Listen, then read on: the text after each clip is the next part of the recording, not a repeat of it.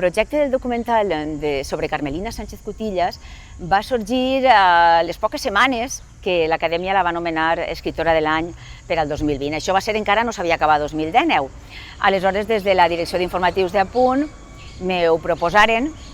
Jo, clar, em va fer moltíssima il·lusió. Bueno, jo ja havia fet els documentals dels escriptors de l'any de l'Acadèmia quan estàvem en Canal 9, de Vicent Andrés Estellés, Joan Omar Torell, Roig de Corella, Ausiàs Marc, i aleshores per a mi era tornar a recuperar aquell treball que jo havia fet tan a gust i que m'havia encantat, com és poder posar imatge i veu a un documental sobre un escriptor valencià. En aquest cas era una escriptora, i és una escriptora a la que jo estimava molt perquè Matèria de Bretanya, aquest llibre, va ser el primer llibre que jo també vaig llegir en valencià, com moltes de les xiquetes i xiquets de la meva generació.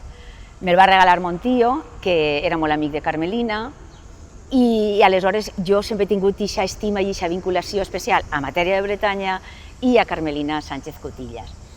I clar, jo me recordo que quan el vaig llegir jo vivia a la Vila Joiosa, i clar, llegir en valencià un llibre que parla, literaturitza els records d'una xiqueta d'Altea, que Altea està al costat de ma casa, llegia el valencià que jo parlava i que es parlava en el meu poble. I clar, jo sempre havia tingut a Matèria de Bretanya dins de mi com un dels llibres de la meva vida. Poder fer un documental sobre l'autora d'aquest llibre tan fantàstic per a mi, tan deliciós, era una experiència increïble. Jo crec que era molt important que Carmelina tinguera un documental. Com tu has dit, és el primer documental que se li dedica a aquesta escriptora. Ja l'han qualificada les veus expertes, les persones que saben realment del seu bagatge literari com la gran escriptora del segle XX. I nosaltres, l'equip que han fet aquest documental, i jo el que volíem era acostar-la a la gent, que no fora una escriptora silenciada, que fora una escriptora de tots, que se coneguera la seva veu lliure, rebel, íntima, suggeridora, divertida, però també la seva veu forta, la seva veu de dona que sabia imposar-se, de dona que havia viscut un poc amb el pas canviat, que estava desarrelada del seu temps, que li haguera agradat viure l'època del seu gran amor, que era Jaume I, i en canvi estava vivint així, havia viscut tot el segle XX, els inicis del segle XX, i després també això, des de la república, la dictadura, els inicis de la democràcia, i ella, nosaltres intentarem a partir de Carmelina contar un poc també el seu context i la seva vida i la seva obra, i per això vam comptar en la col·laboració inestimable, sens dubte, de la seva família, que ens van obrir les portes de sa casa i del seu cor, 3 dels seus 4 fills, Marisa, Luis i Carmelina, les seues netes, i després de totes les membres de la comissió de l'any Carmelina de l'Acadèmia Valenciana de la Llengua. I amb això, i una miqueta de la nostra professionalitat i el nostre gust per fer les coses ben fetes, o almenys intentar-les fer, hem aconseguit fer el documental Carmelina Maricel.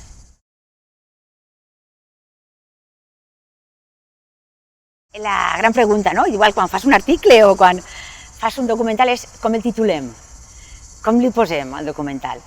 Aleshores, jo, quan vaig començar a documentar-me per a fer el documental, evidentment vaig anar a Altea, vaig anar a fer la ruta Carmelina en un company meu, en Santi Hernández, i anàrem a la casa de Maricel, que està en Camp Negret, la casa de Carmelina, que és fantàstica.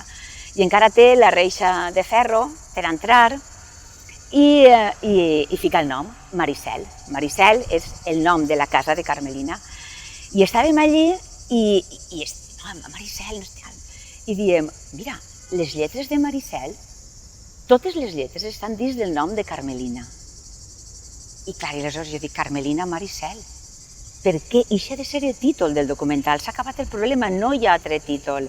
Maricel és el nom de sa casa, totes les lletres de Maricel estan dins del nom de Carmelina, i el mar i el cel significaven per a Carmelina la llibertat. No hi havia res més que contar. Carmelina Maricel, i això va ser el títol del documental d'Apunt. Carmelina era una dona que ja s'ha comentat molt, de fet l'altre dia se va saber que enguany era el seu centenari, enguany haguera fet 100 anys la vespra de Sant Joan, la nit de Sant Joan, I ella era una dona super... que no deixava per a res que la seva intimitat traspuara i se sapiguera. No volia que se sapera el dia del seu naixement, no volia que li feren fotos, no volia que la gravaren en vídeo, li donaven pànic les entrevistes, bueno, pànic o que passava, que no volia, no volia prodigar-se en els mitjans de comunicació, ni concedia entrevistes, ni de ràdio, ni de tele, ni en premsa escrita. Però va haver un dia que va dir que sí. I a qui li va dir que sí? Li va dir que sí a Joan Borja. Joan Borja és un professor de la Universitat d'Alacant, que és d'Altea, però no li va dir que sí per això a Joan Borja, li va dir que sí perquè Joan Borja és besnet de la mare Paula. La mare Paula és un dels personatges de la infantesa de Carmelina i és un dels personatges que ixen així en matèria de Bretanya i que ella recorda i estima i enyora. Aleshores, clar, quan Joan Borja li ho va dir, ella no va poder dir-li que no. I quan nosaltres començarem a fer el documental, clar, jo vaig veure en seguida, documentant-me, que estava aquesta entrevista i vaig dir després que la veu de Carmelina és la que té que articular la narració audiovisual.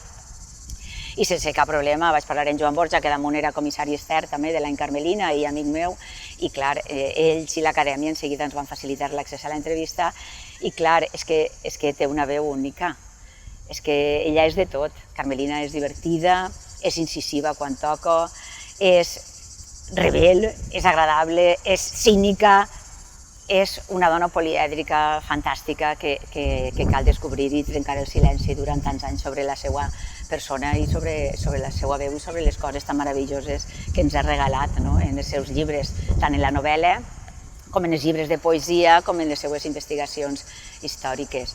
Aleshores, aquesta font principal, la veu de Carmelina, és també, per això, la veu del documental. I després també vam tindre accés, gràcies a Marisa, la seva filla, a l'única gravació que n'hi ha d'ella audiovisual, l'única gravació en imatges que n'hi ha de Carmelina.